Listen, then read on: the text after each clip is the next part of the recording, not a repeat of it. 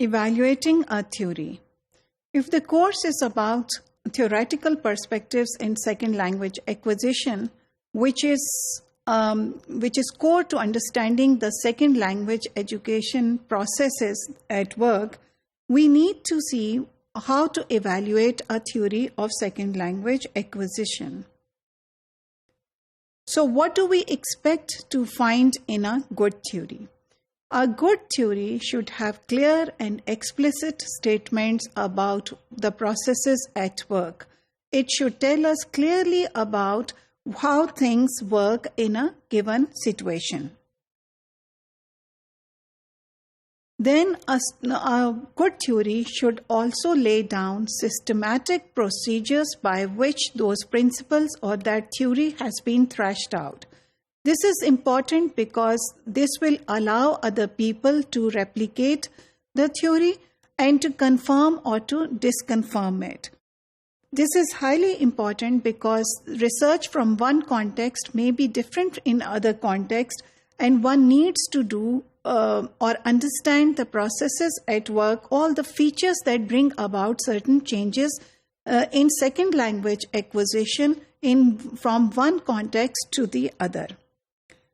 A theory should also give us not just a description of how things are going on, but also a detailed explanation of how different factors within the given situation interact with each other. And then a theory must also give us the process or the mechanisms of change.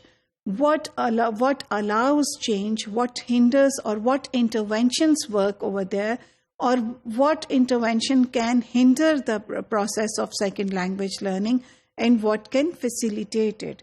So a theory, when it is put out, should encompass the whole set of procedures.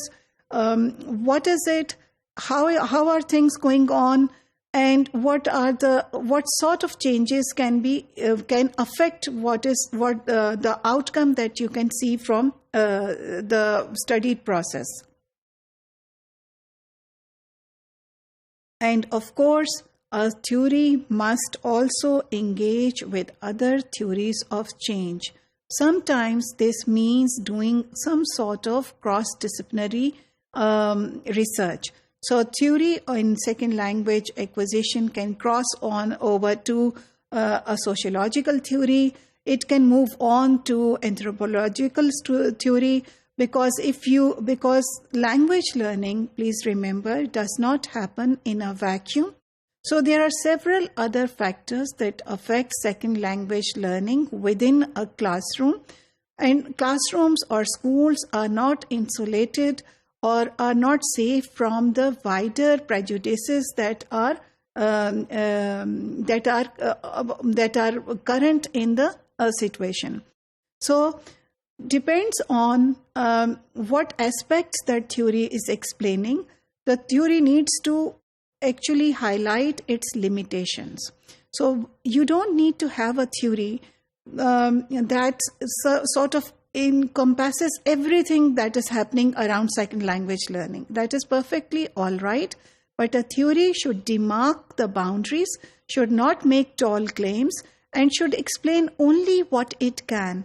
So if it has not studied the socio-cultural factors across affecting the classroom learning of second language, it should clearly state that. This is important because when the theories are replicated by other people, these are the exact factors that might relate or that might lead to different results from using the same methods. Over here, this reminds us, or it is good to be reminded that this is exactly the reason why you do these copious literature reviews, because a theory, when you come up with a theory, is an end product of a chain of evidence that is built after looking at other people's research.